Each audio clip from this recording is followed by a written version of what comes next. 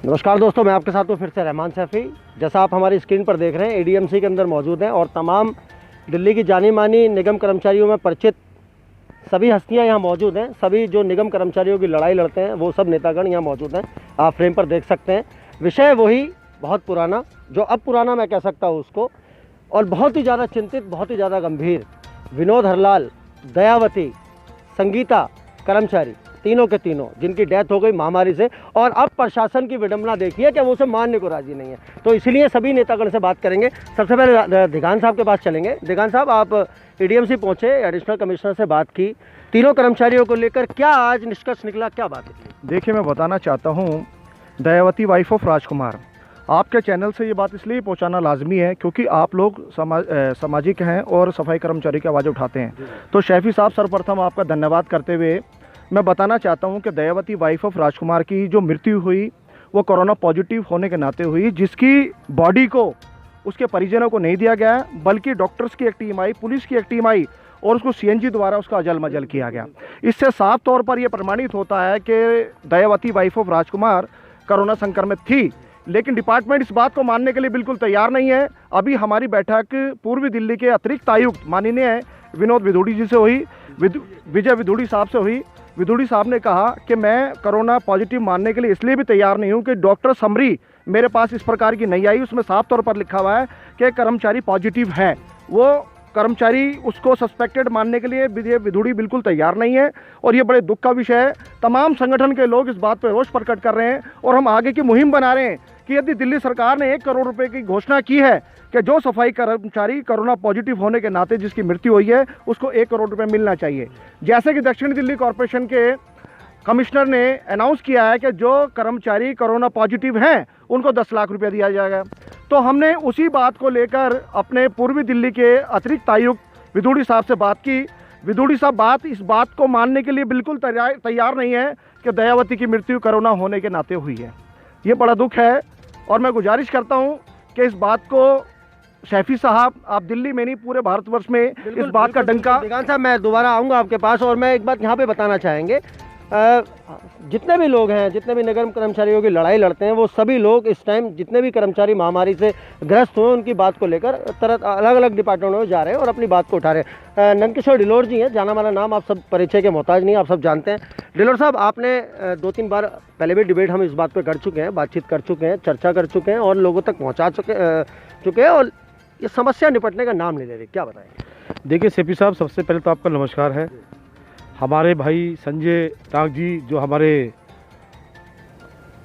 Youth front के दिल्ली प्रदेश के अध्यक्ष हैं, उनके आह्वान पर हम सभी लोग यहाँ पे इकट्ठे हुए, राजकुमार दिगान जी भी, मैं भी। उन्होंने आज राजकुमार, जो हमारे दयावती के घरवाले हैं, जो हमारी कर्मचारी डेथ हुई है, उनके घरवाले को लेकर के यहाँ हम पहुँचे। हमने पहुँचने के बाद वहाँ पर विधूड़ी जी से, जो हमारे अतिरिक्त आयुक्त थे, उनसे बात की।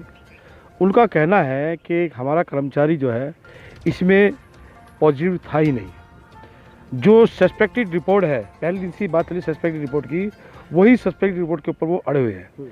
हम एक बात कहना चाहते हैं अपने कर्मचारियों से, अपने संगठनों से, एक बात जो आज हमें यहाँ पे आके पता लगी है कि जब भी हमारा कर्मचारी कोरोना पॉइंट के ऊपर या कोरोना वार्ड के अंदर एडमिट होगा तो वही आदमी एडमिट होगा जिसका उस लिस्ट में नाम होना चाहिए।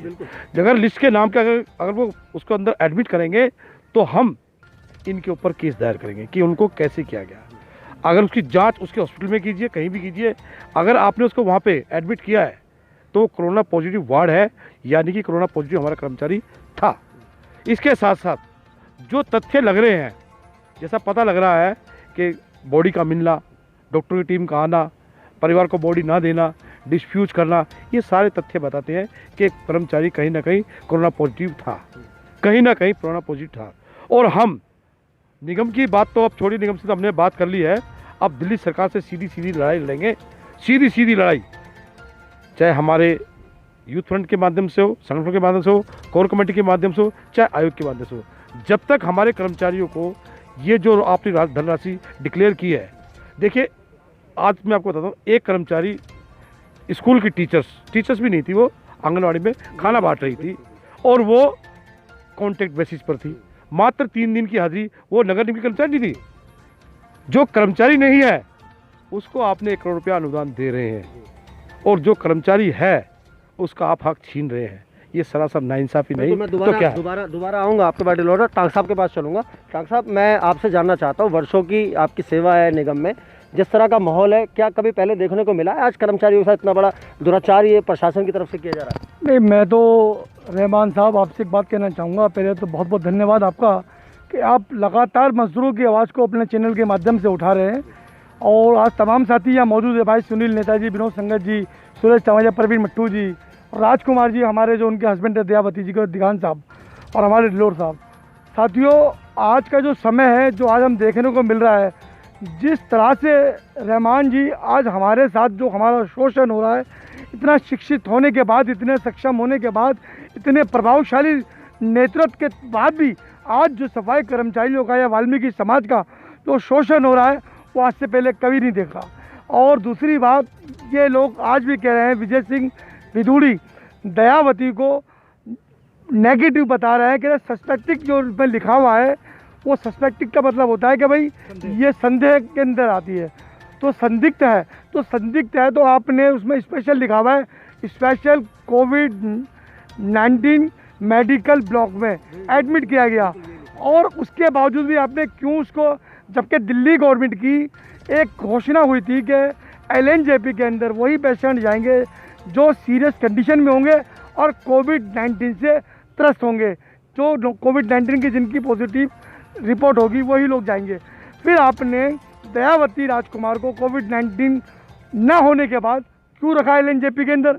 और आज जब 1 करोड़ देने की बात आई, स्थायी नौकरी देने की बात आई, उसको आर्थिक मदद करने की बात आई, तो हमारे एडिशनल कमिश्नर विजय विधूड़ी जी आज सरासर मना कर रहे हैं, और ये सफाई कर्मचारियों के साथ सरासर अन्याय है।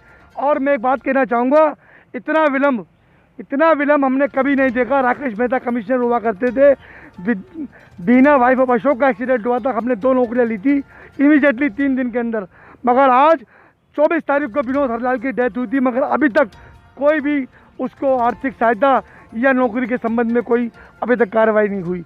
दूसरी बात, दयावती को धीरे धीरे 20 तारीख को 1 महीना हो जाएगा, उसके लिए भी कोई अभी तक मदद नहीं हुई। ये एक सरासर अन्याय है हमारे समाज के साथ। टांग साहब, एक बात आपको रोकना चाहूँगा, हम रिसेंटली के दिनों में आज सफाई कर्मचारियों के बीच से ही उनका नेता आज दिल्ली सफाई कर्मचारी आयोग का चेयरमैन है, क्या उनके रहते हुए भी आज कर्मचारियों को इंसाफ नहीं मिलेगा?